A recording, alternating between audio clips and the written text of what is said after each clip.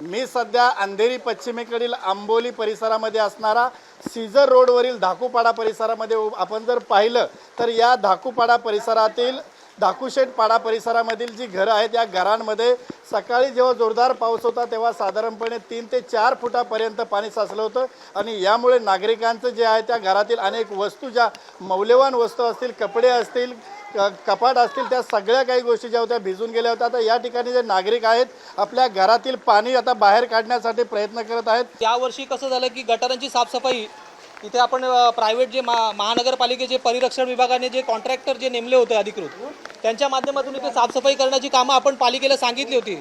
सहाय्यक अभियंता जितेंद्र महाले यांना सांगितलं होतं, त्या अनुषंगाने इथे कामाला सुरुवात झाली होती। अर्धी कामं इथे झाली आणि त्यानंतर इथे कामं अचानक थांबवण्यात आली। एकदम व्यवस्थित करतच नाही, एक दिवस येतात वरच्यावर करतात आणि ते जातात। झालं बोलतं आमचं काम झालं, पण हे नाळा बिळा साफ करायला पाहिजे, ते साफसफाई नाही काय नाही। हा छोटा नाळा आहे तरी पण त्याचं कोणी हे करायला बघत नाही। या टाइमवर साफसफाई काही झाली नाही आहे म्हणून ते एवढा प्रॉब्लेम आमच्या घरात एवढा पाणी, सगळ्यांच्या घरात पाणी असतो, हे दरवर्षीचा प्रॉब्लेम आहे।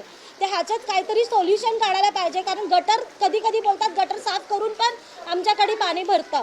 कॅमेरा पर्सन प्रवीण सह मी संजय गडदे, साम टीव्ही न्यूज, मुंबई।